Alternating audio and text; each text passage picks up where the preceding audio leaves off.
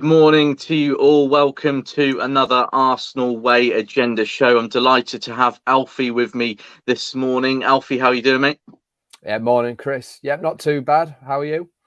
I'm very well, thank you. Very well indeed. And I hope everyone tuning in this morning as well is keeping well. So, Alfie, lots to talk about. Obviously, we've got our first pre-season game later this evening. So looking forward to that. Obviously, looking forward to seeing the boys back in action along with some of the new faces, hopefully. But, pre-season is well underway, but the transfer rumours sort of continue for Arsenal. It may have gone a little bit quiet in recent days, but things still appear to be happening. Obviously, we'll begin with Lisandro Martinez. Big update and development appearing sort of in the media last night, and that's because he's reportedly chosen to join Manchester United and reunite with Erik Ten Hag there. If this is true, I mean, it still appears as if it's not 100% settled yet. Arsenal are still in the race. Conflicting reports, as is usually the case in the transfer window. But Bailey, Alfie, sorry, if we are to miss out on Martinez, how big of a blow would that be? Do you reckon? Yeah, I think in terms of the versatility that he'd bring, it's a massive blow for us. I mean, we've said many times on here. It's such a bonus in being able to play, left back, centre back, and central midfield. I'm not sure where you've gone, Chris. I think you've left. But we'll carry on with with Martinez. Not sure what happened there. Did you kick yourself out? No, possibly a little blip on the internet. I'm not entirely sure. Oh, I'm not guilty that time, though. I'm not guilty. Sometimes I can check a notification or something. I press the wrong button, but I'm not guilty that time. Well, I'm not sure what happened, but in terms of Martinez being a blow, yeah. We mentioned, his versatility, being able to cover left centre back, left back, central midfield. So in that respect, it is a massive blow. But to me, it makes more sense for him to go to United, as much as it pains me to say. Obviously, you mentioned it's a reunion with his old manager. And from what I've read, the manager that brought the best out of him and sort of, has turned him into the defender that he is now. Yeah, you look at where would he play at Arsenal? I think when Tierney's fit, I don't think he'd play over him at left back. I don't think he'd play over Gabriel at left centre back, and sort of in midfield. I'm not sure whether he'd get in there quite yet. So I think it'd be more of a risk for him, especially with the World Cup, in the winter. If he goes to United, he's more likely a starter. And looking at Argentina, I'm sure at the minute it's obviously Christian Romero and Otamendi's still getting in there. I think he's only just started breaking into the Argentina team, so it'd be a massive risk for him to come to Arsenal and sort of not get in the side and then risk his place at the World Cup. Whereas he can go a bit of a safer option with his old manager, probably get a starting place, and then hopefully for him a starting place at the World Cup. So obviously gutting to miss out on him and a blow, but like I say, I'm pretty sure Edu will have something sort of under his sleeves for us in the next few weeks. Yeah, you'd like to think so. And, it appears the club are trying to keep things under wraps as much as possible. And as I said, conflicting reports last night. Some people saying that he's chosen United, but some others saying that it's still an open race between United and Arsenal. So, still some hope to cling on to there, I suppose. And I think wherever he ends up, the club would be getting a top player. I think, especially with Lisandro's versatility, is a big bonus. The ability to play centre back, left back, and in a defensive midfield role as well would really help us. You look at the competition maybe for Gabriel at left centre back, and Tierney's injury issues, along with the factor that Nuno Tavares could still be loaned out. So there is a need for strength and depth there. And if we can get Martinez or someone similar, then I'd be happy, and I think that would be a real boost to our squad for the upcoming season. Now, Alfie, other news coming out yesterday about our goalkeeper, Bernd Leno. Obviously, there's been speculation surrounding his future for a while now. Lack of playing time last season after the arrival of Aaron Ramsdale. We're talking about a top goalkeeper in my opinion. He's been really, really solid for Arsenal more often than not. He's experienced, international, and a very, very, very solid shot stopper. So if we are to lose him this summer, then obviously, you know, it'll be a part of me will be sad to see him go because he's done really well for us. But obviously, we've got Ramsdale, we've brought in Matt Turner, and it does look like a departure for Leno is edging closer. Reports suggesting that he's closing in on a move to Fulham. Just got to agree the fee between the clubs now. Good move, do you reckon, for both Arsenal and the player? Yeah, definitely. I'm a massive fan of Bernd Leno. I think in terms of actual goalkeeping, his shot stopping, he's definitely on par with Van Ramsdale, if not slightly better. Obviously, just let down by his sort of distribution, which we know Ramsdale is just excellent at. So yeah, I think it is a good deal. I've seen the reported fee around 11 million. Obviously, half of what we paid for him back in 2018. It was under Emery, wasn't it? So yeah, sad to see him leave, but to be honest, I think great business from Arsenal with the reported fee for Matt Turner being around, I think, 6-7 million or whatever it was. You know, it's sort of paid for that and more. I think sort of for Leno going to be a first choice goalkeeper, he's too good to be Arsenal's second choice, and with Turner coming in, perhaps Arsenal's third choice. So I think not only a great move for him being able to play first team football again, mentioned with Martinez, the World Cup coming up, Leno recently being dropped from the squad altogether. He'll be wanting to make a claim. Obviously, tough for him with Neuer as first choice, but still as being in the World Cup squad, it will be a massive boost for him being able to play.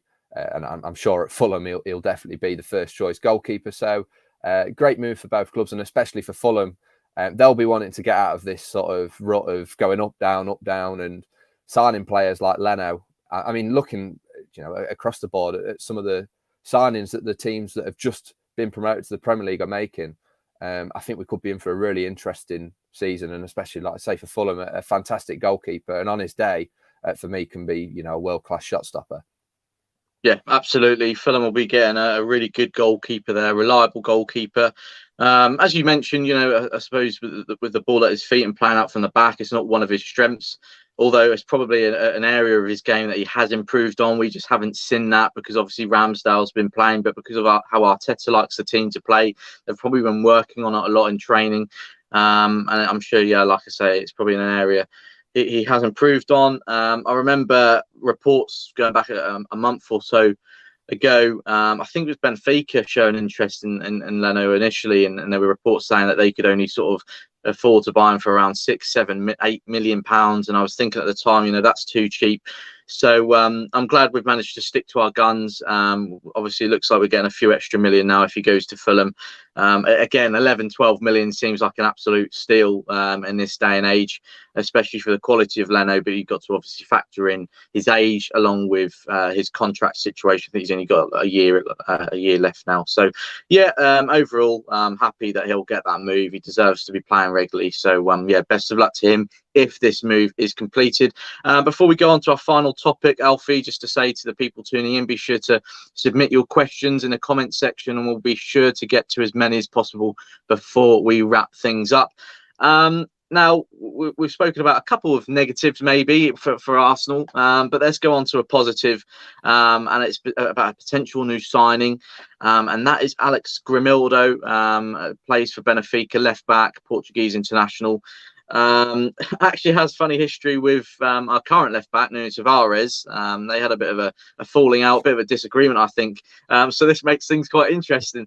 Although I do believe they have since made up and sort of apologised and got on with things. But Alex Grimaldo, Alfie, reportedly on the market for a little price. I think I was reading reports saying that Arsenal were confident that they could wrap things up for around £6 million. I think that was according to a report from Portugal. Again, not entirely sure how many or if this deal has any legs to it, but we'll wait and see. Obviously, we know, you know, to the links of Martinez, previously been linked to Zinchenko of Manchester City too, of course. We know we're looking to bolster that left-hand side of the defence, so it would make sense. A player you'd like to see at the Arsenal, Alfie, Alex Grimaldo, do you know much about him? Yeah, most definitely. I mean, I watched not too much of him in the league this last season, but in the Champions League, obviously they had a fantastic run, and he was at the heart of that. I'm pretty sure he played every game. chipped in with 3 assists in that run as well. And, you know, I've watched him over the last few years. I think the other year he was up there, maybe top assister in the Portuguese league. I think he got 12 assists 3 or 4 seasons ago. And just a really good left back, attacking. You know, obviously come from Barcelona, so obviously learnt a lot from their academy and sort of the style of play. And for me, for 6 million, it's just an absolute steal. We mentioned sort of Leno 11 million. If we can wrap the Turner deal, so Leno's replacement, and also, you know, a left back for what we've sold Leno for, I think that's even better business. You know, this season, 6 goals and 9 assists in 47 games. For me, that's just sort of fantastic numbers for a left back. And sort of, you know, we've seen when Tierney plays how much of an impact he has on that left-hand side, and you know, when he's not there, how much we miss him. So if we can get a player that, you know, sort of emulates him, because obviously Tavares, he had that run in the side at first when we thought, you know, he might even take over Tierney's starting spot, and then it quickly drifted away. You know, I think Grimaldo, looking at him, he could be a player not only that provides cover for Tierney, but also provides, you know, some healthy competition and pushes him to become even better. Because, you know, like I say, it's an important position for, you know, the style of play that Arteta wants us to play. So yeah, we need to get someone in, and you know, with Lisandro Martinez looking more likely to be joining United, I think that it's a good move for both player and club.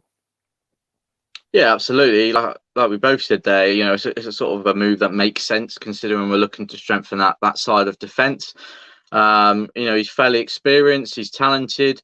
Obviously, I think, you know, compared to Nuno Tavares, his former teammate, you know, Grimaldo would be a lot more ahead in terms of sort of development and everything. So he's more of a reliable option, very attacking minded, it seems. And yeah, I mean, look, I'd be happy just to see someone come in to bolster that left back position. I think in an ideal world, you know, you're looking to bring in someone that, like Martinez, who can play at centre back, who can play in midfield, but you know, to find a profile like that in the market, or at least available in the market, it's very difficult to do. Hence why I think, you know, it will be disappointing to see Martinez, or to lose out on Martinez if we do, because it's very difficult to find a similar player out there. But there are still players out there that can offer us a lot of quality and more strength, more competition, more depth in those areas that we need filling in. So it's not the end of the world. We'll just have to wait and see how things develop. Alfie, have we got any comments in the section, or any interesting questions people have put in? I know I've seen a few pop up. Let me take a look.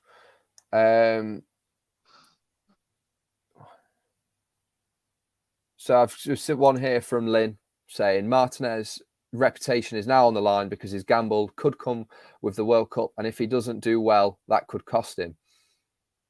Yeah, I mean, look, I think the thing with Martinez is, I mean, if we're speaking from the player's perspective, he's been put in a very difficult position, you know, although it's a nice position, you know, 2 big clubs after him in United and Arsenal. And look, you've got Erik Ten Hag over at Old Trafford now, and he'll be the main reason he joins United, no doubt about it, if he does, because obviously they've worked together closely at Ajax previously. And I think when you're a player that is moving to a new league, a new country that you haven't obviously played in before, you're not entirely sure what to expect. New surroundings, new teammates, and a new atmosphere.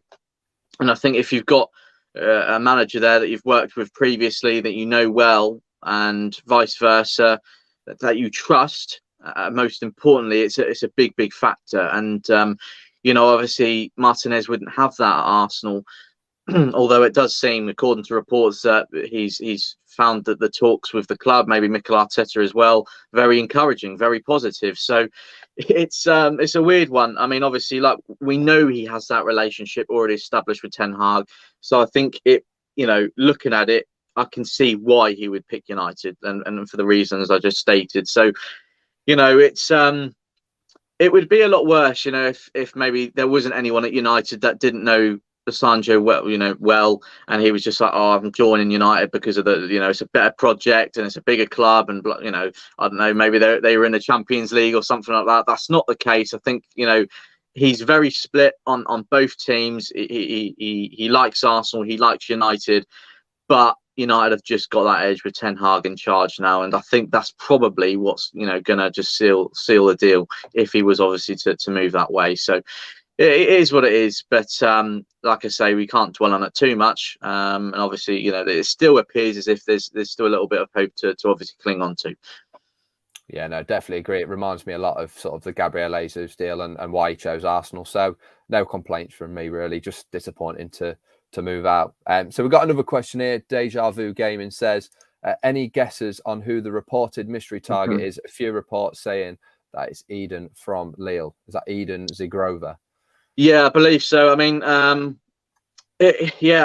like I mentioned earlier on the stream, it appears that Arsenal are sort of trying to keep things under wraps as much as possible, and I suppose after all that attention towards Rafinha and Martinez, sometimes it can go against you when things get out in the media, because obviously other clubs will see that and be like, is the other team trying to play us, or are they actually genuinely showing strong interest? Should we now make our move so we don't miss out on them? There's lots of things that go on behind the scenes, and it has gone quiet, but that doesn't mean that Arsenal are done. I'm confident that they're not done in this window. I still think they've got at least a couple of positions, or at least players they want to bring in. Whether, obviously there's been talk about a winger, a central midfielder, and a left back or a left-sided centre back. Whether they get all three, it remains to be seen. I mean, we're now starting our pre-season properly tonight in Germany. And it only takes someone like Reece Nelson, Marquinhos to impress, and Arteta to go, hang on a minute, do we actually need another wide player to come in? So anything can happen. I'm confident personally, just with my own opinion, that we'll get at least two more in, and it would be a bonus to maybe cover all three of those positions. But we'll have to wait and see. I mean, who the reported mystery target is, I'd say there's mystery targets rather than just there being a mystery target. I think there's a few names the club are looking at, and they'll come out eventually in their own time. They'll come out. I'm sure of that. There's still nearly a couple of months left of the window, just under 2 months left of the window. So so much can happen. So many developments could take place, and I think obviously a large part of it also depends on outgoings. Again, so many players still at Arsenal that just a surplus to requirements for the upcoming season. So if we can, I think obviously we talk about new signings, but at the end of the day, the moving on players is equally as important sometimes. And if we can get some departures, sorted and sealed over the next few days, few weeks, then that would be a bonus, and that would certainly help us sort of, or at least Arteta and Edu have more of a clear idea of sort of what they're asking for and what they need for the upcoming season. So unfortunately, I don't have any specific names. I mean, you mentioned Zigrova there from Lille, a player that I think Arsenal like, but I'm not sure if the interest is as strong as it's being reported at the moment. Of course, that can change. If you're going by what the reports are saying, it still seems that Arsenal are pushing hard for Martinez from Ajax. But, again, excuse me, how likely that is, I'm not entirely sure. So we'll have to wait and see how things develop. Things can change quickly, as I said, and I'm sure there's names, being spoken about behind the scenes that we're not even, aware of at the moment. So we'll have to wait and see. But yeah, like I say, I'm hopeful that we'll get a couple more over the line, because the squad depth concerns, the fact that we'll be playing European football again next season. The 5 substitutions are being introduced as well, of course, aren't they? So we were already short for players in certain areas. Excuse me, I've got a reoccurring frog in my throat here. Do forgive me.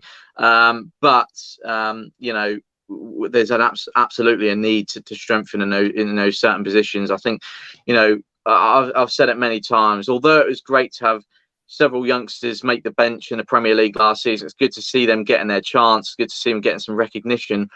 No disrespect to them. If we are to compete against the big guns moving forward, if we want to get back to where we belong, if we want to qualify for Champions League football, we must have top quality and experience throughout the squad. You look at the likes of Manchester City, Liverpool, Chelsea, some of the big names that they have on the bench that can just come on or rotate, make a difference whenever they're needed. That's what Arsenal need. We can't always, unfortunately, rely on some of the youngsters. We need more established talent, more established names who have experience that can come off the bench or rotate with some of our big names in the squad and make a difference. That's what's needed. So hopefully we can get a few more names in before the end of the window, just to really boost us in that area, Alfie. No, definitely. I think you've hit the nail on the head there. But just on the mystery targets, I think for me it's exciting. Not knowing who we're signing, it's almost like a bit like a game show, really. You get reported on one target, and then it just comes out of nowhere. So a bit of excitement. Just one last question here from Mo Gambo, a bit of an interesting one, saying going for a player because he is relatively cheap, came back to haunt us with Tavares, so why go again for a similar type of signing? I presume this is sort of about Alex Grimaldo. Yeah, I would imagine so. I do get that point, and I can see why it's a concern to some. I think is Grimaldo's contract, running down. I believe maybe, I'm not entirely sure, or Benfica just really needing to sell. I'm sure there is a reason behind that low price tag. But as I sort of said when we were speaking about Alex, actually is that he's more experienced international level, at club level. Tavares is still a youngster. He's still got an awful lot to learn. Grimaldo was actually the player that was keeping him out of the team at Benfica, because he is more established. He probably is more of a complete player. So I'm not as concerned with Grimaldo. I think he'll offer us a lot more stability in that area, a lot more of much needed experience. He'd be a lot more comfortable as well. You can tell with Nuno, he's still young. He's still got a lot of development to go through. With Grimaldo, I think it's sort of a totally different sort of player in terms of experience, age, and what he offers as well on the pitch. So I'm not as concerned. I can see why people put two and two together. But, like I say, with Grimaldo, I think you need to factor in the experience, the quality that he has, just the difference in players there. Like I said, Grimaldo was very much the favourite at left back at Benfica. I think he may have got injured or something happened, and Tavares started playing sort of more games.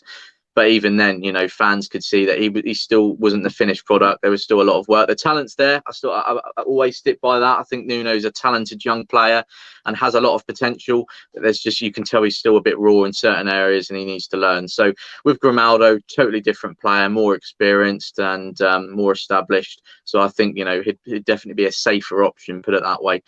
I'm not too concerned. And like I say, sort of initial reports linking him to Arsenal at the moment. So we'll have to see if anything comes about. So Alfie, thank you ever so much, mate. We'll wrap up there. Just cautious of time, of course. But and of course, thank you to everyone who put in questions this morning.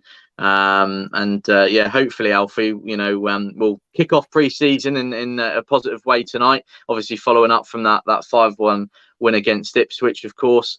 Play against Nuremberg in Germany, and like I mentioned on earlier in the show, hopefully we can see some of our new signings in action.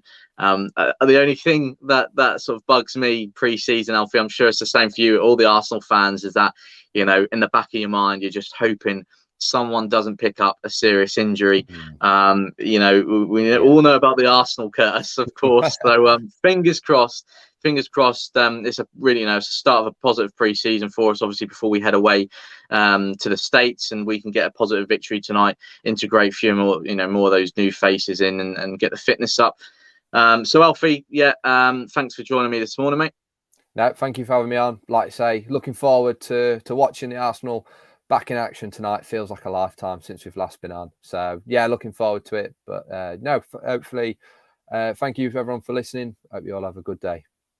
Yeah, absolutely. Yeah, thank you to everyone for tuning in this morning. I hope everyone does have a great day. Like I say, fingers crossed for a positive start to our pre-season tonight against Nuremberg. And of course, keep following us down the Arsenal way.